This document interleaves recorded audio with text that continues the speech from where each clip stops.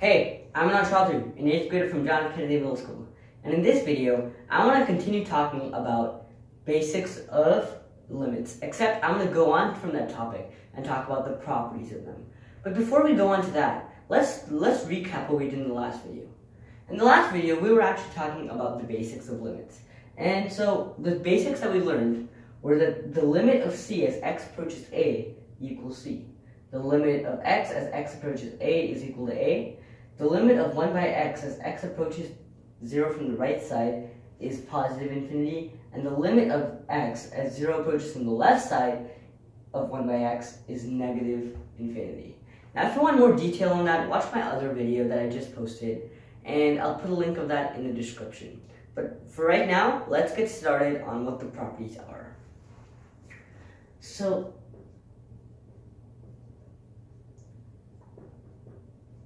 the properties.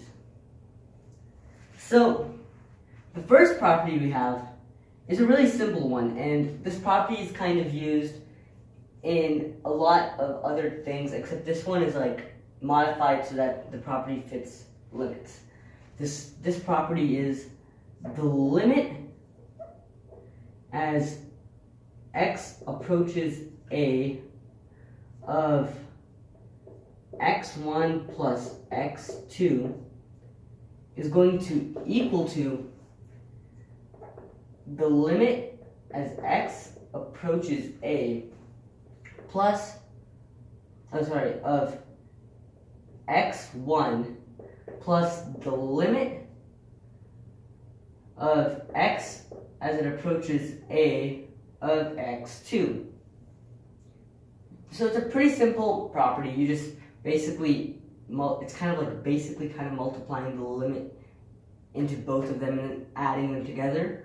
So it's a really simple property which you guys should know, and you're going to need it in multiple problems, which I'll get to near the end of this video. I'll give you a few examples on how to use these properties. But let's keep moving on. And by the way, this can be used for addition or subtraction. So addition or subtraction. Now the second property we have has to do with multiplication. So it's going to be the limit as x approaches a of x1 times x2 times x2. And this one is really similar to this, except just adding a multiplication sign. So it's going to be limit as x approaches a of x1 times the limit of x approaches a of x2. So these are some really simple properties which are really self-explanatory, but I'm just going to list them out and then give you a few examples so you know how to use them in the problems. So, number 3, this one is the limit as x approaches a of x1 by x2 and this one is going to equal to limit of x as it approaches to a of x1 divided by limit as x approaches to a of x2. So basically it's kind of just like you're adding the limit in like with each of the individual things, and then it's like really simple. It's basically like multiplying this limit into this, except you're really not. You're just putting it in front of each of these. The last one is a really neat one. It's if you're going to have the limit as x approaches to a of x1, let's say, to the power of y. The way you do this one is it's going to be the limit of x to the power x to the a of x1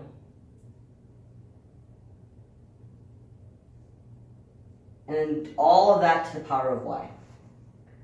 So you're just taking the limit of the base over here, and then at the end you're going to put it to the power of y.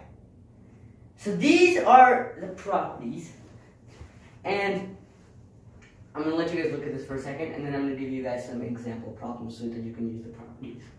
So I'm going to erase the basics so that we can do some problems with the properties still there. So our example 1.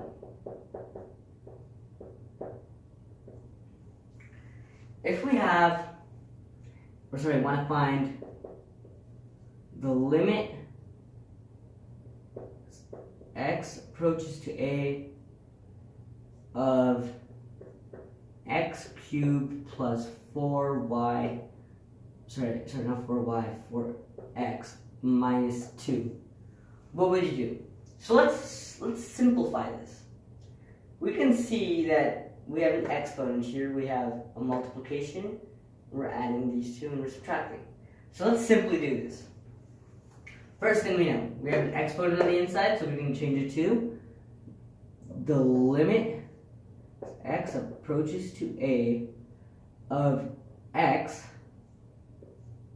all cubed. We're adding, so we can just do plus the limit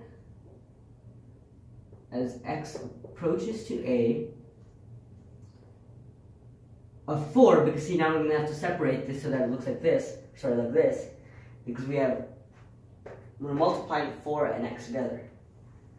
And then you're going to multiply it by the limit of x as x approaches. Oh, sorry, not a, because this doesn't make sense, otherwise we can't solve it. Let's say 2. Because otherwise we're not going to be able to solve it. It's just in such a habit of saying a with all these examples of this, and then we're just going to subtract the limit of 2 as x approaches 2. Now we can simply solve it. If we're to take the limit of x, it would be 2, because x is approaching 2. 2 cubed is 8, so you can write 8 here. The limit of a constant, as we know, is just going to be the constant itself. So we're going to do plus 4 times, can't forget this times, so I'm just going to do a little parentheses here, of x. And since x is approaching 2, as we know from this, it's going to be 2. And then we're going to subtract the limit as it's approaching the 2, and since it's a constant, it's going to be 2. And if we were to evaluate this, this would be 8 plus 8, 16, 16 minus 2, 14. So the limit as x approaches to 2 is going to equal 14. So as you can see, we used most of our properties in order to solve this and make it a much simpler task. So I'll give you guys one more example. I'm going to erase this. I hope you guys have had enough time of looking at the properties. We'll do one more example.